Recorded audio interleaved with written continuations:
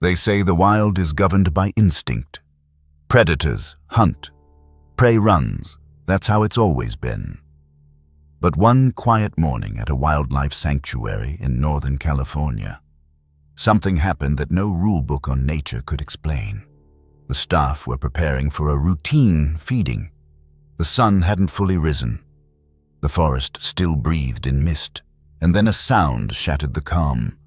A crash, a scramble, a cry. Someone or something had thrown a baby bobcat into the lion's enclosure. Everyone froze. Cameras rolled. Emergency plans kicked in, but what followed wasn't blood. It wasn't fear. It was something no one had a word for. In the next 60 minutes, you'll hear the real story.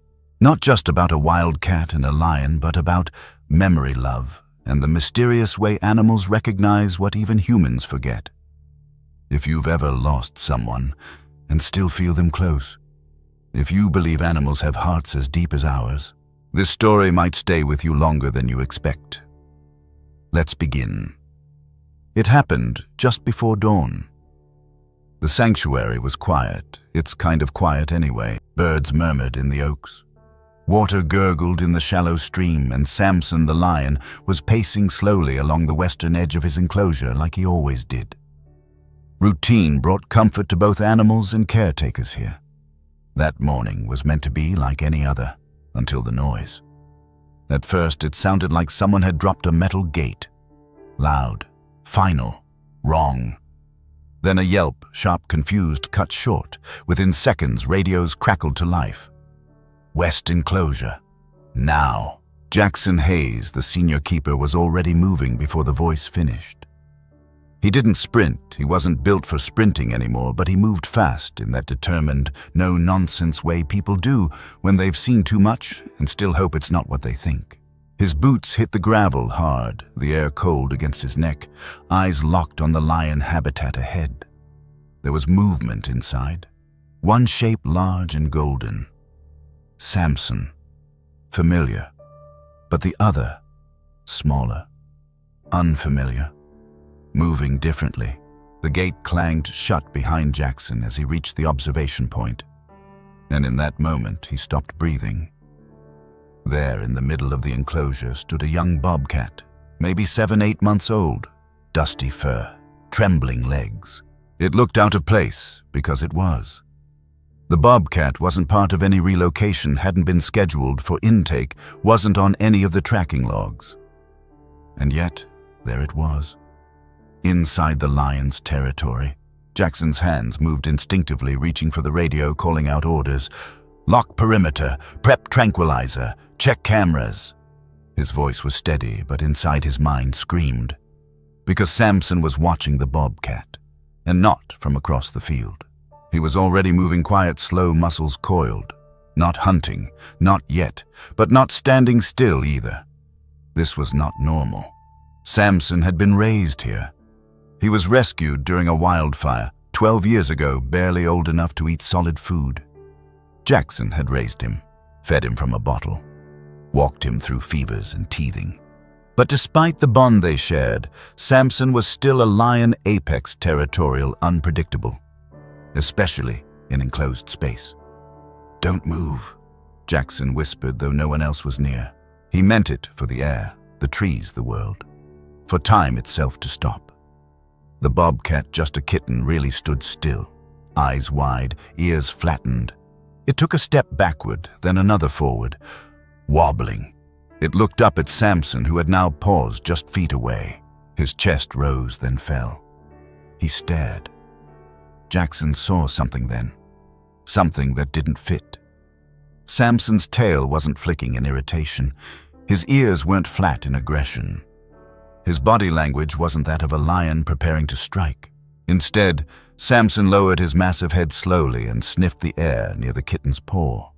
Then, to Jackson's disbelief, he moved closer and nudged it, gently, like a mother might. And when the bobcat didn't flinch, Samson gave a low, rolling sound deep in his throat, almost like a hum. Jackson's knees buckled. He didn't fall, not quite. But he had to sit. right there on the concrete ledge in his uniform clipboard, falling beside him. Because he was watching the one thing he knew was impossible, a wild cat cub curling up beside a full-grown lion safe. As if they knew each other. As if this was not a mistake. As if the bobcat had come home. The moment stretched quiet and strange. Eventually, another keeper arrived, eyes wide, whispering, "What the hell?" Jackson didn't answer. He couldn't, he just kept watching. Samson lay down, fully curling his body protectively. The bobcat, too young to have a name, crawled into the space between his front paws. It pressed its small head against Samson's mane and closed its eyes. It was still alive. The cameras caught everything. Later, they would review the footage from the security feed at the sanctuary's southern perimeter. Around 4:10 a.m., a figure unidentified, hooded, slipped through the fence and carried something in their arms.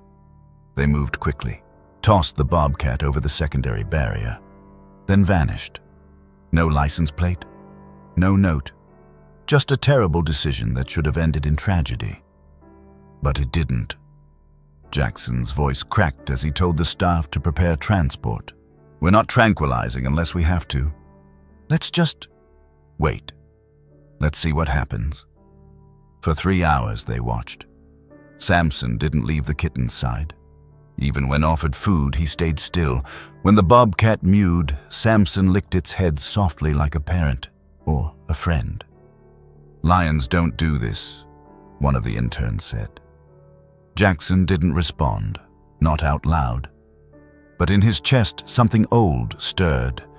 A memory, a scent, a time long gone. The kitten was scanned for a chip, and when the name appeared on the screen, Jackson had to read it twice. Luna. And just below it, Mother Willow. Intake date, 2011. Willow. Jackson felt his throat tighten. Willow had been a bobcat too, years ago, injured in the same wildfire that orphaned poor Samson. They were never meant to share space, but due to overcrowding in the quarantine unit they had. Samson, a lion cub. Willow, a grown female bobcat. For 8 weeks they shared a den. Willow never once raised a paw. Instead, she groomed him, slept beside him, protected him from the thunder. Jackson remembered the night Willow died. It was cold. Her lungs gave out. Samson didn't sleep for days, and now here was Luna.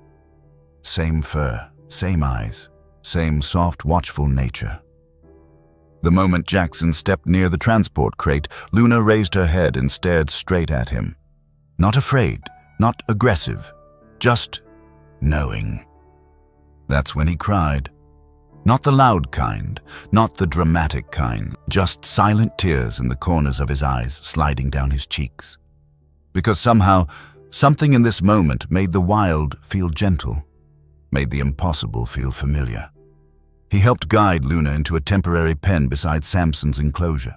They remained there, separate but near for the rest of the day. When Samson slept, Luna curled along the fence line, matching his shape. When he moved, she followed with her eyes. Some might call it coincidence. Others might say it was imprinting or scent recognition or sheer luck. But Jackson didn't believe in coincidences. Not anymore. And maybe you don't either. There's a lesson here, but not the kind you read in textbooks. It's the kind you feel in your chest. The kind that makes you rethink what you thought you knew about instinct, about memory, about wild things and what they're capable of. It's easy to assume animals live by reaction. Eat, sleep, hunt, survive. But sometimes, in the most unexpected of moments, they remember. Not just scents or voices, but kindness, touch, safety, and maybe love. That morning, nothing about what happened was logical, but it was real. And if that doesn't make you believe in the emotional lives of animals, nothing will. Luna and Samson gave us a glimpse into something bigger than survival. They gave us a glimpse of memory. And in the next chapter of this story, you'll meet the man who witnessed that moment from the closest place possible, not behind the screen, not from the viewing deck, but from within the story itself. His name is Jackson Hayes. And once, a long time ago, he raised a lion like a son. Let's go back to the beginning. Jackson Hayes didn't plan to work with lions.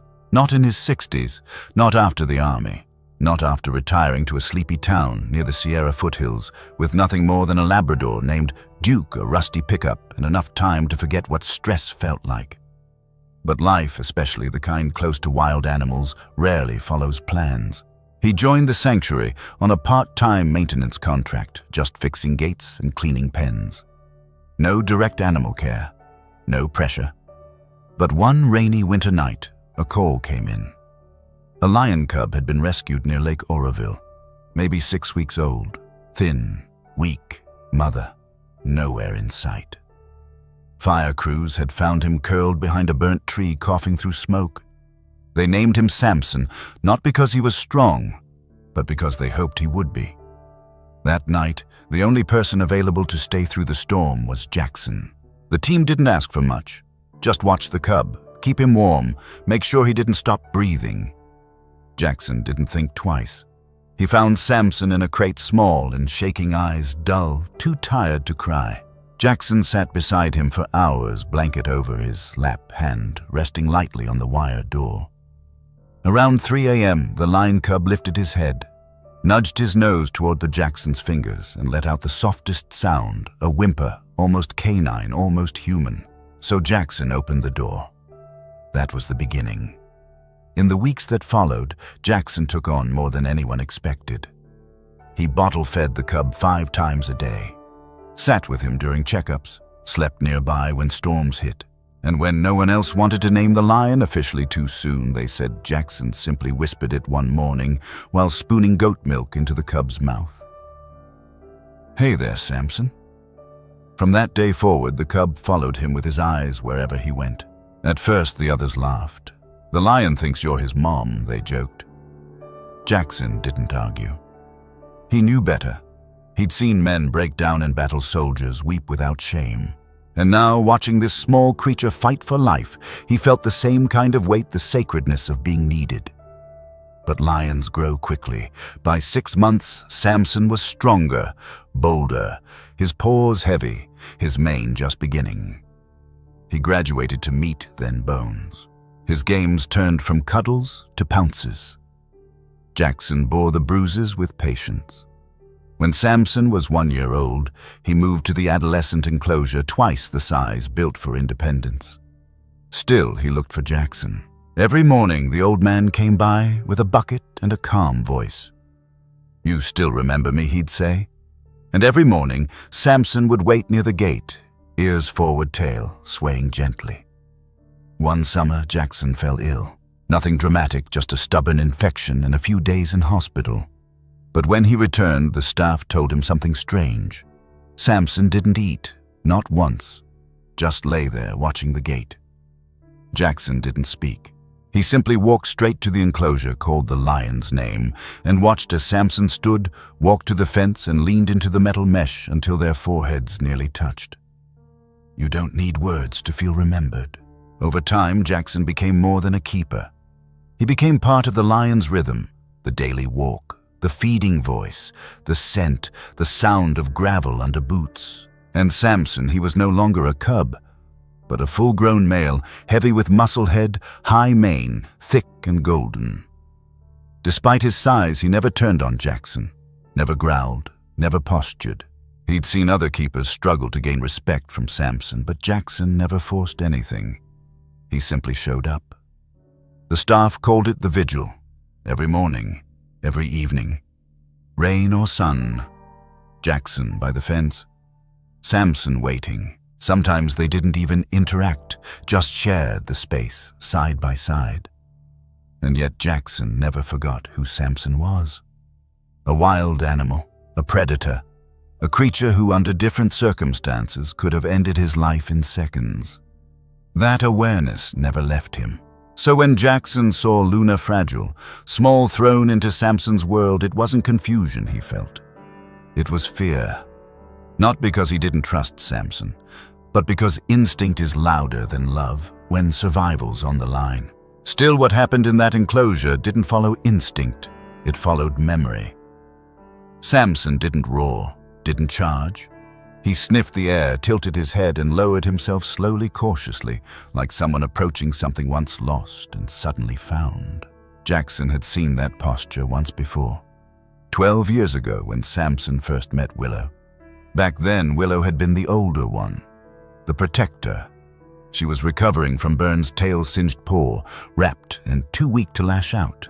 They shared a temporary den only because the sanctuary had no space. But Jackson remembered watching Willow nuzzle Samson's head, gently groom his ears, and press her side to his when thunder rolled outside. They weren't supposed to bond, but they did. It lasted 3 months. Then Willow declined. Infection, age. No one could stop it. When she passed, Samson lay beside the empty corner of their shared den for 2 nights. He didn't eat for 4. Now, a decade later, Jackson watched him curl his body around Willow's daughter. He recognized her, not by name, not by thought, but by scent, by presence, by something deeper animals don't explain and humans don't fully understand. Some call it imprinting, others call it trauma memory. Some say wild animals don't feel grief like we do. Jackson never joined those conversations. He just watched, he listened, he showed up. And maybe that's why he saw what others missed, that Luna wasn't just tolerated by Samson, she was welcomed. On the 2nd day, she rubbed her cheek along his mane. On the 3rd, she curled up on his paw. By the 4th, she began to purr a high, delicate vibration that matched the way she blinked slowly at him, as if saying, "I remember you too." It wasn't the behavior of a frightened wildcat. It was the behavior of someone safe. You see, in places like this where wild meets human, people expect rules, order, danger. They expect lions to growl, bobcats to hide, and zookeepers to stay distant. But Jackson never followed those expectations. He believed animals are not machines running on instinct. They're beings capable of patterns far more subtle. And sometimes that belief meant standing in places others feared, like beside a lion, with a bobcat curled at his side. It's easy to categorize animals by danger level. Samson was 420 pounds. One swipe could shatter a femur. But to Jackson, Samson was more than statistics. He was proof that relationships matter more than biology. That showing up day after day means something. That lions raised with love can carry it even when no one's watching. People often ask what the key is to handling big cats. Jackson never gives a technical answer. He doesn't talk about training protocols or behavioral charts. He just says, start by remembering their first moment with you, then never betray it. A simple rule, a hard one. But maybe that's why when Luna entered that enclosure, Samson didn't see a threat. He saw a connection. And Jackson, sitting quietly behind the glass, felt something shift inside him too. A lifetime of war zones, retirement, missed birthdays. And the silence of old age melted into something small and still. The understanding that love, when planted deeply enough, outlives even those who gave it first. Willow was gone. But her scent lingered. Her child remained. And Samson remembered. That memory wasn't just an anomaly. It was a seed, a beginning. One that grew roots in unexpected places between creatures most thought couldn't coexist. The vigil never really ended. It just changed shape. Now every morning, Samson waited not just for Jackson, but for Luna too. And she came. But this story isn't just about a zookeeper and a lion. Because in the days that followed, the sanctuary and the world would watch something unfold that no one could explain. Something that would ripple beyond fences and forests. Because Samson's memory wasn't unique. It was just the first we were lucky enough to witness. Next, we'll meet the one who carried that memory forward without even knowing it. The little bobcat with the quiet eyes, and a past deeper than blood. Let's talk about Luna. In the days that followed the incident, Luna barely made a sound. She stayed close to the edge of the lion enclosure, curled behind a fallen log near the boundary fence. Not pacing, not hiding, just there, watching. Samson watched her too. Every few hours, he'd rise, stretch, and move to the spot closest to where she laid. Sometimes he'd lie down facing her. Other times, he'd turn his back in that quiet, lion-like way that says, "You're safe. I'm not worried." And still, no one knew who she was. No sanctuary records listed her. No local rescues had reported a missing bobcat. She was untagged, unscarred, and yet oddly calm for a wild animal that had just been tossed into the cage of a predator. Jackson couldn't shake the feeling. It wasn't just her behavior. It was something in her eyes, a steadiness, a recognition, like she had seen this place before, like she had walked this ground in another life. On the fourth day, the vet team scanned her for a microchip. The name that appeared on the screen made Jackson put both hands on the counter and stay very still. Luna, born August 10th, 2022. Mother, Willow, deceased. Siblings, none. Recorded history. Fostered through emergency wildlife placement after maternal death. Released to private wildlife caretaker. Status unknown. Willow. Jackson hadn't heard that name in nearly a decade. The moment it returned, it brought everything else with it, the rain on the roof. The smell of ointment on burned fur, the soft sound Willow used to make when grooming Samson behind the ear. Willow the bobcat who had raised a lion cub like her own. And now her daughter was back. But how? That question lingered unanswered, heavier each day. The sanctuary had no record of Willow giving birth before she passed. But field records, Jackson soon discovered, were incomplete at the time. Willow had been relocated temporarily before her final illness. It's possible she gave birth during that period. Luna might have been rescued quietly and passed through a foster system before winding up with someone who never intended to keep her. That someone, whoever it was, had thrown her into the lion's cage before dawn, then disappeared. But Luna, she had survived. And not just physically. Emotionally, she was unshaken in ways no one could explain. While most wild animal rescue stories begin with trauma injuries, fear, confusion, Luna's began with stillness. From the first moment she entered the sanctuary, she acted like she belonged. It confused the vet team. It fascinated the volunteers, but for Jackson, it was something else entirely. It was familiar. He began visiting her every morning just as he did with Samson. At first, she kept her distance, but slowly, something shifted. The second week, she approached the fence. The third, she let him sit beside her enclosure without retreating. By the end of the month, she pressed her head lightly against the mesh, mirroring what Samson had done years before. That gesture, a simple lean, spoke more than any data chart ever could. Jackson didn't need proof. He knew what he was seeing. This was a bobcat raised by nature, but shaped by memory. A wild cat with a softness in her gaze that echoed her mother's. A creature who, though never told, somehow understood where she was, and who was watching her. And it wasn't just Jackson or Samson. Volunteers began noticing how Luna behaved around people. She didn't beg for attention. She didn't flinch at unfamiliar voices. But when children visited, she moved closer. When the sanctuary played ambient music in the mornings, rainforest sounds, trickling water, she sat by the speakers. Sometimes she even purred.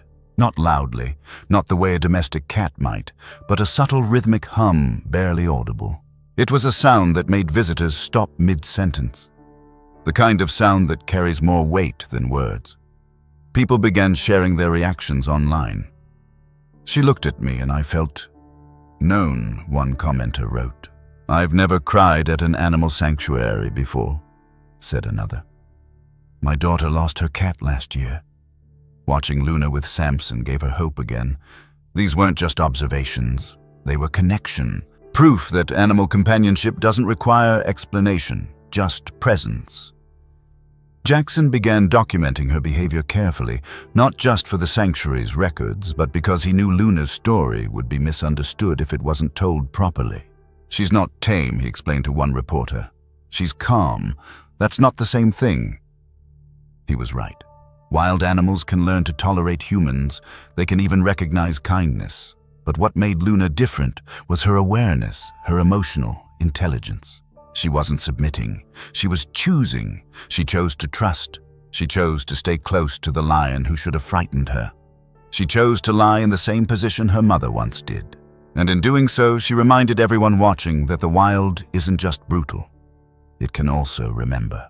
There's something deeply human in that idea. The notion that memory is passed not just in words or stories, but in instincts, in posture, in the sound of breathing beside you at night. Real-life studies support it too. In 2010, researchers observed orphaned wolves that recognized human caretakers after years apart, responding to scent cues and vocal tones. Elephants are known to revisit the bones of deceased relatives. Whales sing ancestral songs passed through generations. Luna wasn't the exception. She was the echo of a mother's touch, the echo of a lion's purr, the echo of a bond that defied species and logic and time. One afternoon, a teacher brought her biology students to the sanctuary. They watched from a respectful distance as Luna curled against the fence just inches from Samson. The kids were quiet, unsure what to say.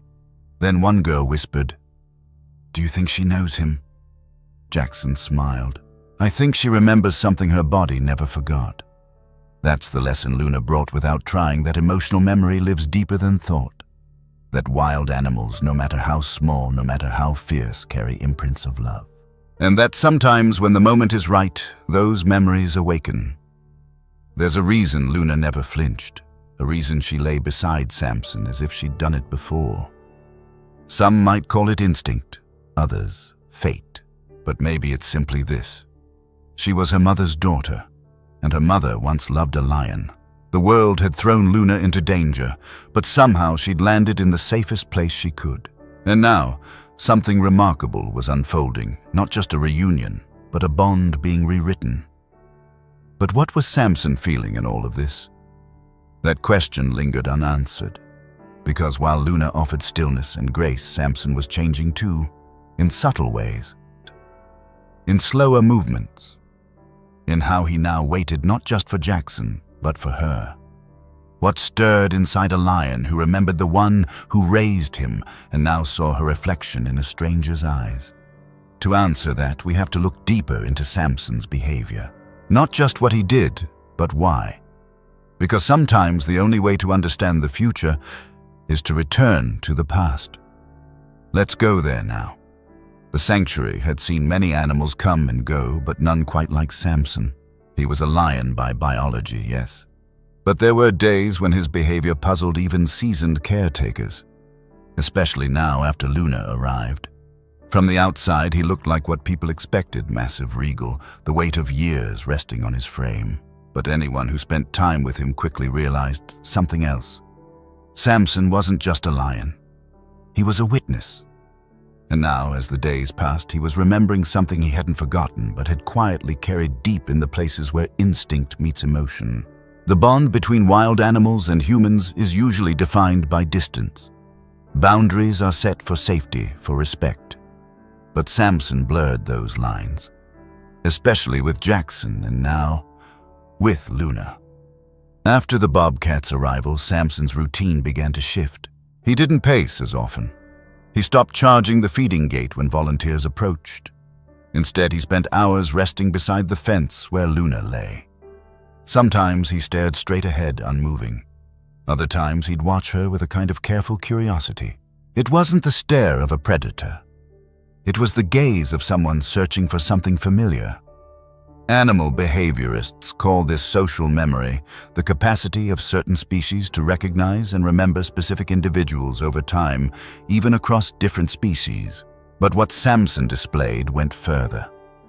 On the 7th day, a visiting biologist, Dr. Natalie Chen, stood watching from a viewing blind. She'd heard about the incident, seen the viral clips. Now she was here to observe it firsthand. What she saw left her silent. "Watch his ears," she whispered to Jackson. Samson was resting, eyes half closed, while Luna crept quietly along the outer fence. As she drew near his ears, shifted backward, not in aggression, but in attunement. He was listening. Moments later, he lifted his head and looked directly at her. No growl, no movement, just recognition. "This isn't about territory," Dr. Chen said. "It's about memory." She explained that large cats, especially lions, have been shown to remember not just other animals, but environmental cues tied to emotional events. Scents, sounds, even subtle body language.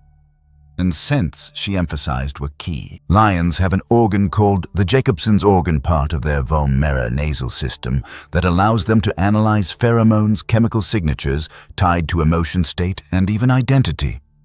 It's how they track their cubs, how they know who's safe, and maybe how they remember who once cared for them. Luna, by blood, carried Willow's chemical markers. Even after death, traces of a mother's scent can be passed genetically and through shared environments. To Samson, Luna didn't smell like a stranger.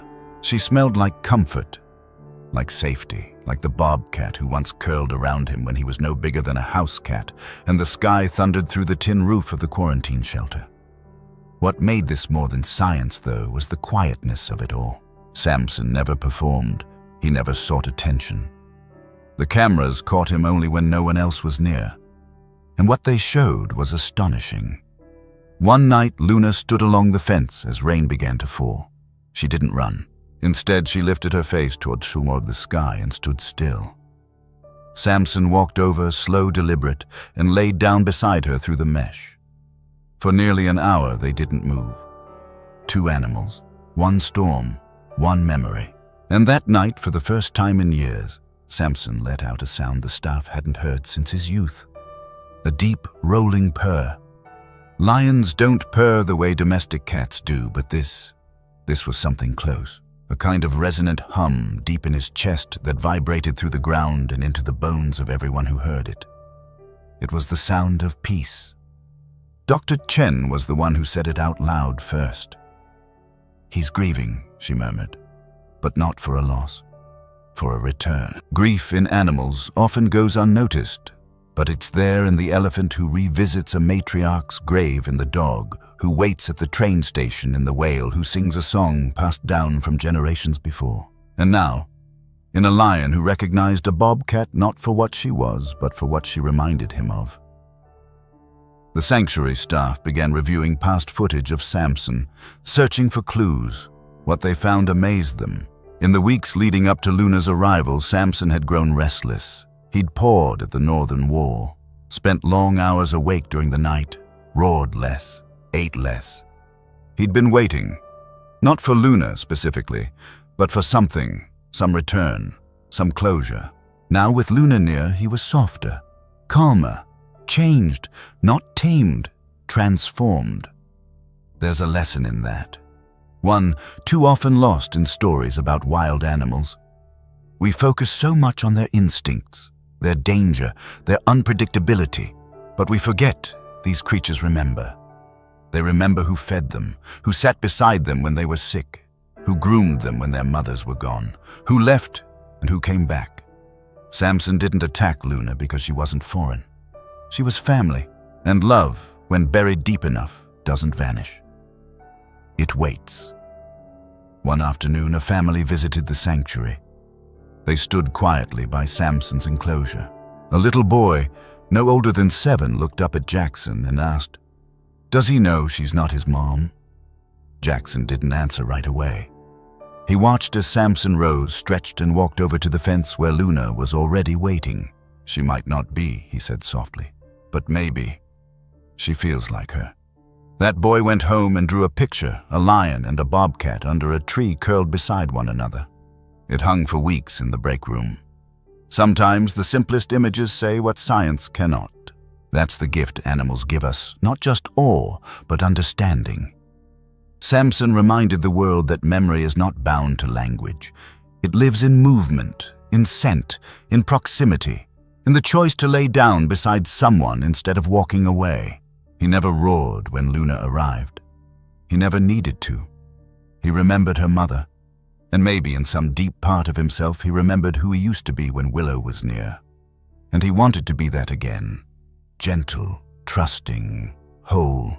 In the animal rescue world, people often say, "We saved them," but sometimes it's the other way around. Samson had lived a long, quiet life. rescued from flames, raised in a sanctuary, loved by a man who never left his side. But even lions can carry grief. And maybe for Samson, Luna didn't just return a memory. She healed it. The staff began making changes.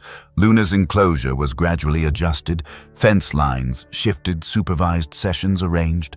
They called it proximity enrichment, but Jackson called it something else. Closure. Because what he saw in Samson wasn't just behavioral. It was emotional. And that emotion, quietly blooming between a lion and a bobcat, reminded everyone watching that wild animals are more than muscle and instinct. They're vessels of memory. And sometimes they show us how to remember too. The story of Samson and Luna wasn't done yet. But to truly understand what brought them back to one another, we need to revisit the beginning, the moment when it all began. Not with Luna, not with Samson, but with Willow. The first time a lion curled into a bobcat and found a home. Let's go back. Long before Luna, before the viral video, before the silent moment that made a zookeeper cry, there was another story. A quieter one. No cameras, no headlines. Just an unlikely friendship born from smoke, hunger, and shared survival. It began during the wildfires.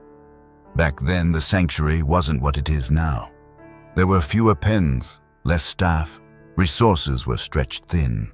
Fires were raging across the northern counties of California. Wildlife poured in by the day, singed feathers, scorched fur paws, blackened by ash. One night, emergency services brought in 2 rescues. One was a lion cub barely clinging to life. The other a bobcat with deep burns on her hind leg and tail and a thin, nervous frame. They were tagged separately, housed apart. But within 24 hours, the rules changed. The sanctuary's infirmary was overflowing. Quarantine pens were maxed out, and though protocols strictly discouraged cross-species housing, there were no other options. The staff debated, weighed risks, ran through behavioral data. Then Jackson spoke up. "I'll monitor them myself, every hour. Let's try." That decision became the foundation for everything that followed. The lion cub had already been named Samson for the way he fought even while weak. The bobcat, on the other hand, was quiet and unnamed. She had no collar, no chip, no tag, just wary eyes and a fierce silence. Jackson called her Willow. They were housed together for a single night at first. 2 crates inside a shared pen far enough apart for safety. But by morning, something had changed. Willow was pressed against the edge of her crate. Samson had crawled as close as he could inside his own, and both were asleep. That afternoon, the crates were opened just slightly. Jackson sat on a stool outside the gate, tranquilizer in reach, hand on his radio. But nothing happened. Samson approached first, slowly, head low, cautious. He sniffed the air. Willow didn't retreat. She didn't strike. She simply stood, watched, and allowed him near. By sunset, they were lying side by side. No one expected it to last. "Maybe it's just survival instinct," one intern said. "They're scared. It's temporary." But it wasn't. Over the next 10 days, the 2 animals began to mirror each other's routines. When Willow limped to the water bowl, Samson followed. When Samson yawned, Willow stretched. They never played, not in the way young animals often do, but they shared space with an ease that defied logic. And one night during a late thunderstorm, Jackson returned to check the cameras. The screen flickered. There, curled together in the corner of the pen, was Samson's head resting on Willow's flank. Her eyes were closed. Her breath was steady. She was letting him sleep beside her. From that moment forward, they were no longer just recovering patients. They were something else. Something no one could quite define. Jackson kept notes. No signs of territorial stress. Proximity appears to reduce cortisol indicators in both. But between the lines, he wrote something simpler. She calms him. For 3 months, they shared that space. Willow was the steadier of the 2, older, wiser. She moved carefully, guardedly, but never once aggressive, never once rejecting Samson's closeness, and Samson changed. Before Willow he'd cried at night, scratched the door, refused to eat when touched. But in Willow's presence he slept longer. He nuzzled her fur. He even purred, low and rare, that deep, contented lion sound that only comes when they feel utterly safe. The staff stopped questioning it. It was, in their words, a strange kind of miracle. But miracles don't last. By the 4th month, Willow began to slow. Her burns had mostly healed, but something deeper was failing. Her breathing grew labored. She lost her appetite. Blood work was inconclusive. Age, perhaps? Stress, or something unseeable. No one knew for sure. Jackson spent more time with her. He made her sleeping space warmer, offered soft foods, sat near her for hours without speaking. And Samson changed again. He wouldn't eat unless Willow ate first. He cried when she was moved for medical checks. He paced when she slept too long. And when she passed just after dawn on a Tuesday, he didn't roar. He simply lay beside the spot where she used to sleep. For 2 days, he barely moved. For 3, he refused food. On the 4th day, Jackson came in, sat beside the fence, and whispered the name they both knew. Willow. Samson looked up, then lowered his head. It took time, but he healed. And over the years, Willow faded from conversation. New rescues arrived, new enclosures were built. Samson grew into his full frame, a lion now majestic, muscular, distant. He was still kind to the staff, still quiet. But something had closed in him, something that never quite opened again. Until Luna. That's what made her arrival so haunting. It wasn't just her size, or her age, or even her calmness. It was the way she approached Samson, not as prey, not as a threat, but with a familiarity that couldn't be taught. The same slow walk, the same tilted head, the same instinct to curl, not run. Watching her was like watching a memory come alive, and watching Samson respond. It was as if a door had reopened after years of being sealed shut. There's a lesson in that. People often talk about animal rescue as a one-way act, humans saving creatures in need. But sometimes it's the animals who save each other. Willow didn't just shelter Samson. She shaped him. She showed him gentleness in a moment of terror, and that gentleness stayed. Not in the way he roared, but in the way he didn't. Not in the way he moved, but in the way he waited. Luna didn't need to earn his trust, because someone already had. And he remembered. Even now, the staff speak of Willow as a kind of legend. Her name appears only once in official records. But her story is kept alive in behavior logs, in old photos, in the quiet way Jackson still glances toward the northern pen. Because she did what no one else dared. She comforted the king before he had a crown.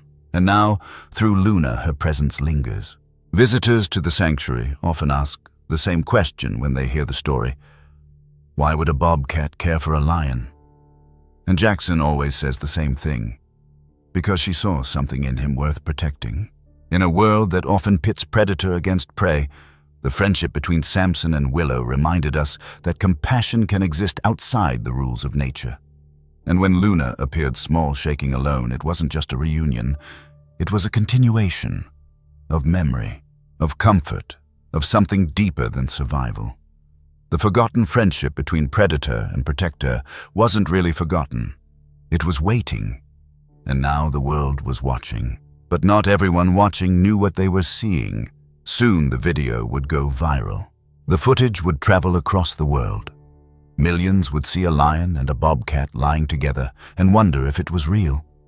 And in homes across the country, people would cry, would smile, would remember their own lost pets, their own quiet bonds.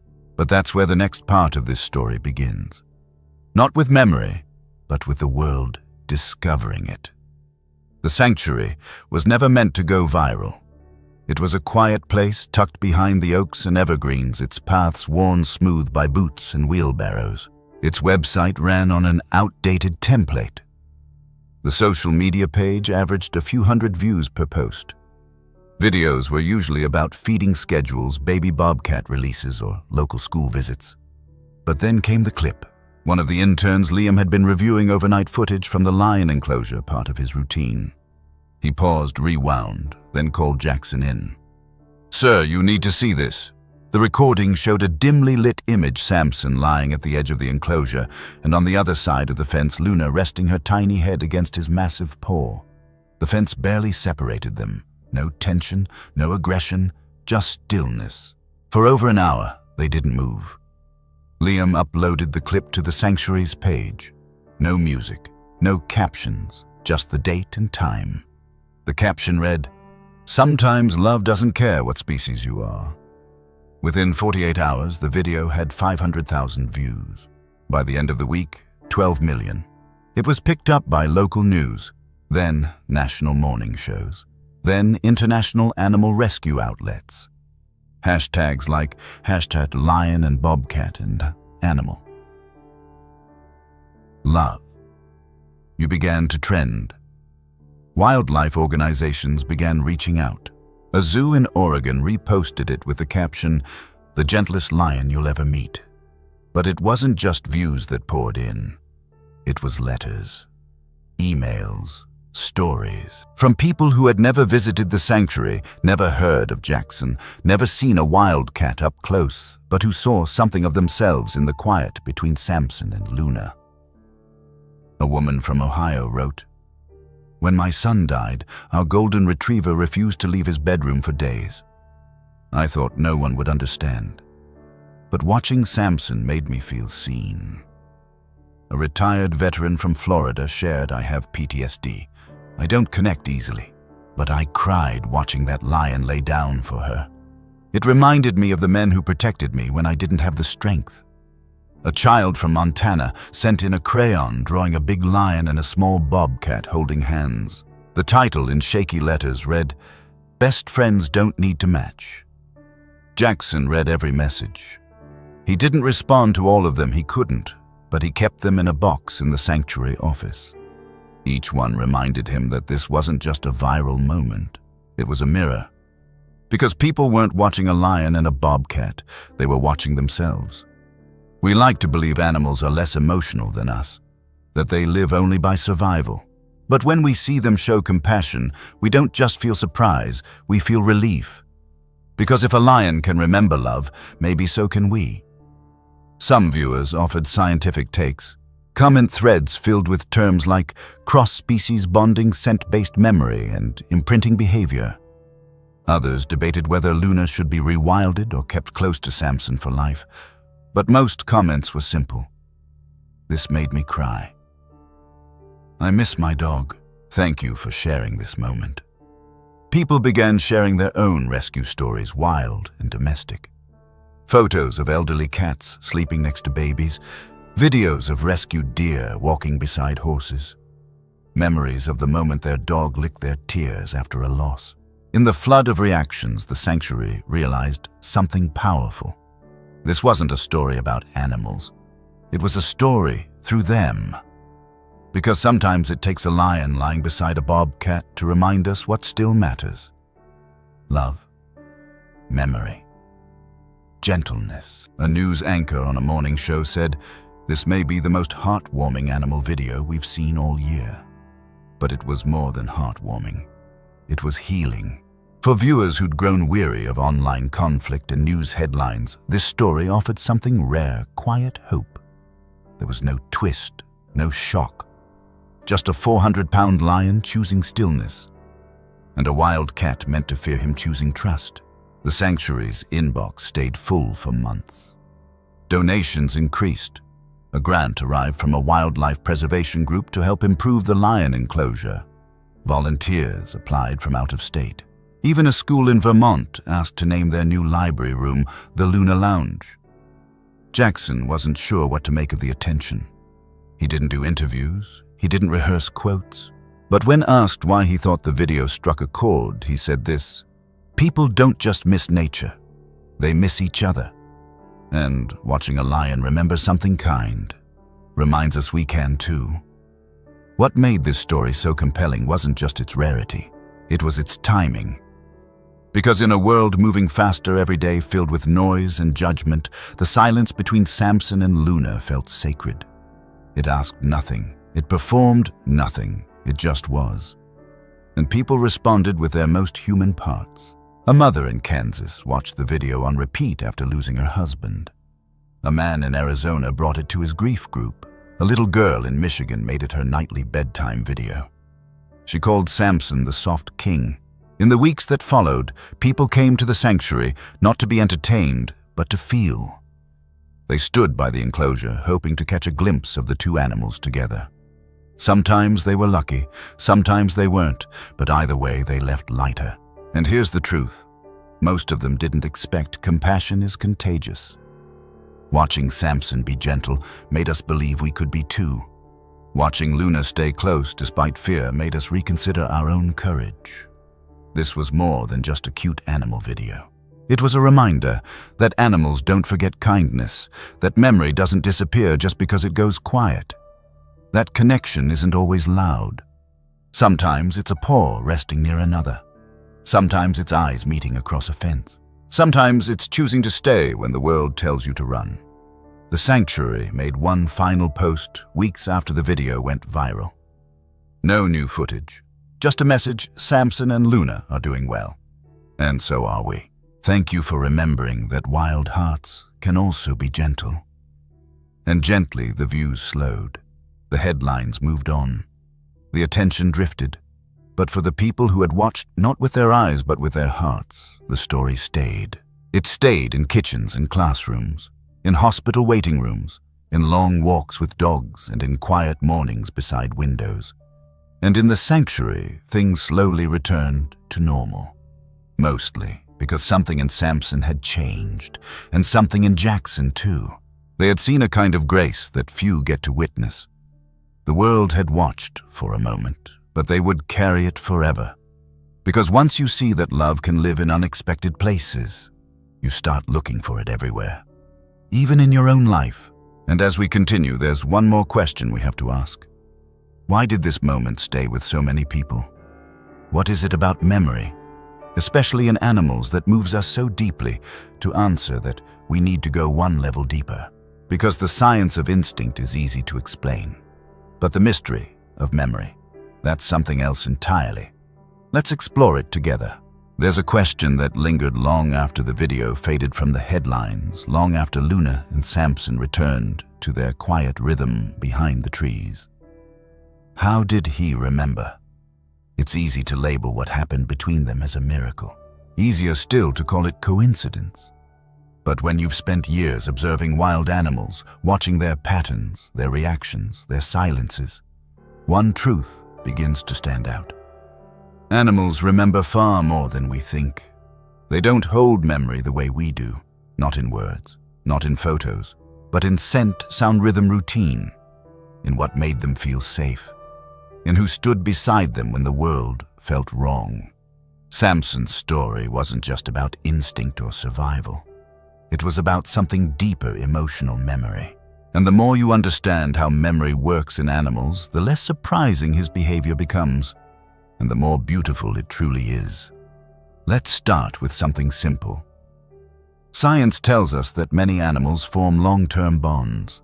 Elephants remember watering holes for decades. Sea lions can recall commands after 10 years. Dolphins have been shown to recognize the whistles of friends they haven't seen in 20. But it goes further than that. In 2008, a study on African elephants found that not only did matriarchs remember their own calves after years of separation, they remembered which humans had treated them kindly during relocation efforts. Some even approached the trucks of familiar teams while avoiding others. In one documented case, an elephant named Nana in Kenya returned to a conservation camp nearly 15 years after being released, walking directly to the hut of the man who had helped feed her when she was orphaned. No ropes, no commands, just memory, not survival-based. Emotional, we've seen it in rescue dogs too. Animals once abused but later adopted who show clear preference or fear towards specific types of clothing gestures or tones of voice. Not out of instinct, but because some part of them remembers what came before. Now imagine what that means for an animal like Samson, a lion raised not only with food but with love, fed by hand, touched with gentleness, held during storms. And for a brief, precious season, comforted by a bobcat named Willow, whose soft coat and quiet presence became part of his earliest sense of safety. So when Luna entered his world, Samson didn't react to her as prey. He reacted to what she carried: the scent, the movements, the unspoken inherited peace of her mother. This wasn't magic. It was memory, one not stored in the mind alone, but in the body, in the places science can now measure, but not fully explain. Dr. Natalie Chen, the wildlife biologist who observed their early interactions later, wrote in her report, "What I witnessed was not an anomaly. It was a moment where scent-triggered emotional memory overrode species-based threat response. In simpler terms, Samson remembered comfort and chose to protect it. But even that explanation feels too small, because what Samson chose was love. Not romantic love, not parental love, but familiar love. The kind we feel when a certain song plays and our chest tightens. The kind that comes with the smell of old books or the creak of a porch swing from childhood. The kind that doesn't say I know you, but rather I feel like I've known you before. Animals, especially rescue animals, live by emotion far more than we give them credit for. And that's why stories like Samson and Luna's hit us so hard, because it reminds us of something we've forgotten. We too carry memories that can't be spoken. We too are shaped by early moments of love, pain, comfort, and loss. We too are capable of choosing gentleness when fear would be easier. It's why people cried when they saw Luna resting beside the lion. Why thousands wrote in about their old pets, their childhood dogs, the horse that waited for them after surgery. We're not just watching animals, we're remembering ourselves. And maybe that's the real reason this story spread. Not because it was strange, but because it was true. It revealed what we want to believe is still possible in the world, that love leaves a mark. That kindness doesn't disappear. That even in a wild cat, a lion, or a human heart, some things are never lost. There's a beautiful example from Japan. In the city of Shibuya, a dog named Hachiko waited every day at the train station for his owner to return home from work. Even after the man died unexpectedly, Hachiko continued waiting for 9 years. Not out of habit, out of hope and memory. That same loyalty lives in animals all over the world. It lives in the way orphaned chimps hold hands with their caretakers, in the way shelter cats purr louder when they recognize an old blanket, in the way a dog runs to the door just before their owner returns, though they've been gone for months. So when people ask, did Samson really remember Willow? The answer is clear. Yes, maybe not by name, maybe not by thought, but by presence, by scent, by the emotional blueprint Willow left behind. And that memory changed him. It made him slower to react, quicker to comfort. It taught him that not every unexpected presence was a threat.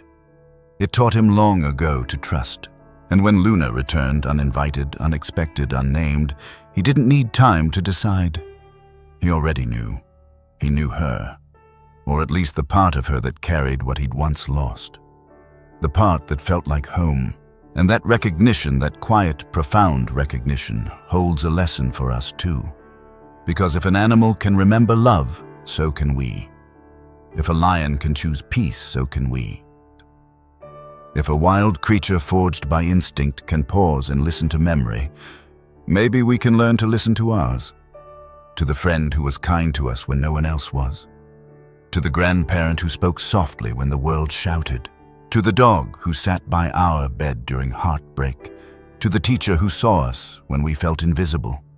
We carry them, whether we know it or not. The memory animals never lose. Maybe the one we most need to remember. So what now?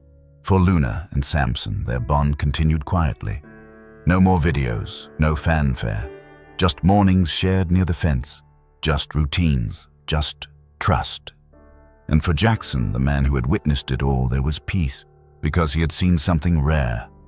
Memory becoming love, and love becoming sanctuary. But there was still one last moment to come. A moment that would tie everything together, not in theory, but in action. Because memory alone is powerful. But when memory leads to choice, That's when healing begins. And in the final chapter of this story, you'll see that moment for yourself. Luna made a decision, and Samson let her go. Let's go there now. It happened in the early hours before anyone arrived at the sanctuary. The sky was still tinted lavender, the air cool with summer dew. Most of the animals were asleep, but Luna was awake. She stood at the edge of her enclosure, still and alert. On the other side of the fence, Samson slept, his great chest rising and falling in rhythm with the breeze. She didn't make a sound. She didn't pace. She just watched him. Then, slowly, she turned and walked to the far end of her habitat, the end that opened to the wilderness rehabilitation corridor. The gate was already open. The staff had prepared it days before, but hadn't expected her to make the choice yet. There'd been debates, quiet ones, heartfelt ones, about whether she should stay near Samson for life, whether something so beautiful should be protected, preserved. But that was never the point. Luna was never meant to be a symbol. She was a wildcat, a bobcat, and wildcats, when they're ready, leave. So that morning she did. No drama, no hesitation. She stepped through the open gate and walked toward the trees. And Samson, he didn't move for a long while. But when he finally did, it was simple. He walked to the fence where she used to rest, sniffed the grass, looked out toward the trees, then lay down, head lowered, eyes closed, not sad, not lost, just at peace. Because somehow he knew. It wasn't the end of their connection. It was just the next part of it. And for everyone who had watched this story unfold, from the sanctuary team to the millions of people online, it felt like something rare had just occurred. Closure. Not the kind forced by time, the kind chosen gently at just the right moment. For Jackson, the goodbye brought a kind of silence he hadn't felt in years. He still showed up every morning, still checked on Samson, still sat by the pen with his thermos of coffee. But now, there was no waiting, no wondering. Because Luna had given them all a gift, not just in arriving, but in leaving when she was ready. There's something deeply human in that. We're not always great at goodbyes. We hang on, we replay, we hesitate. But animals, when allowed to choose, often show us a more honest way. They stay when they need to, they go when it's time, and they trust that what mattered still does. Luna didn't forget Samson, and Samson didn't forget Willow. The bonds didn't break, they changed form. A lion and a bobcat shared something rare, emotional memory. Animal companionship that crossed species size and logic. And they taught us through their stillness a truth we often forget. Love doesn't always stay close, but it always stays. That morning, one of the volunteers found a paw print just past the gate. Small, clear, perfect in the dirt. Beside it, a single tuft of lion mane caught in the fencing where Samson had rested the night before. They didn't stage it, they didn't frame it, they just let it be. And over the weeks that followed, the sanctuary returned to its slower rhythm. A few more videos went out. New rescues came in. A fox with a leg injury. 2 baby bobcats found near the highway. A hawk with a damaged wing. But the space Luna once occupied stayed empty. Not out of sadness, out of respect. Visitors still asked about her. Is she okay? Has anyone seen her again?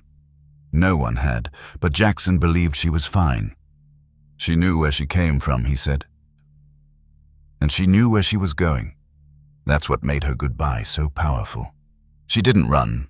She walked because she trusted herself. And isn't that the kind of strength we all wish we had? It's easy to stay in places that feel familiar, even when we're ready to grow, even when we know it's time. But Luna reminded us that moving forward doesn't mean forgetting. It means carrying memory with us, walking with it, rooted, not trapped. Samson stayed behind, yes, but he didn't go back to pacing. He didn't roar for her. He just lay quietly in the sun as if holding something invisible beside him. And maybe in a way he was.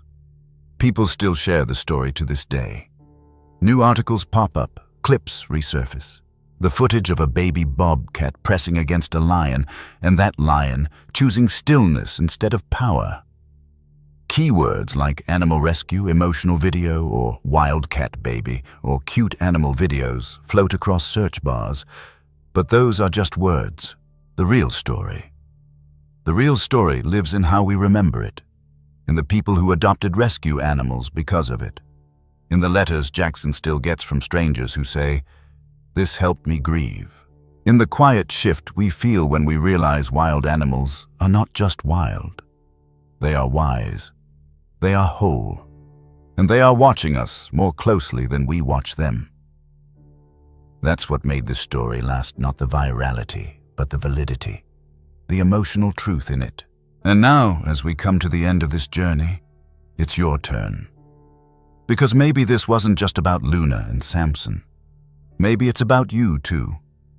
Maybe it's about a moment in your life when someone showed you kindness and you've never forgotten. Maybe it's about someone you loved, who left too soon, or someone you had to let go of, even when you didn't want to. Or maybe it's about the pet who waited at the door every evening and doesn't anymore. We all carry memories, some gentle, some hard, but all of them matter, because memory is how we keep love alive. It's how a lion remembers a bobcat, how a bobcat trusts a lion, and how across time and distance we remember what truly shaped us. So wherever you are right now, I invite you to pause, not for us, for yourself. Ask yourself, who is your willow who once offered you comfort quietly without expecting anything back? Who is your Luna who walked into your life unexpectedly and helped you remember? And who is your Samson who are you still holding close in memory? Even after they've moved on, let that reflection stay with you today. Then if this story touched something in you, help us keep it alive. Click like to share this moment with others who may need it. Subscribe to join us for more true stories of animal connection, quiet healing, and the wild, mysterious ways love survives. Because out there in forests, in sanctuaries, in homes, we believe something simple: animals remember. And so do we. We'll see you in the next story.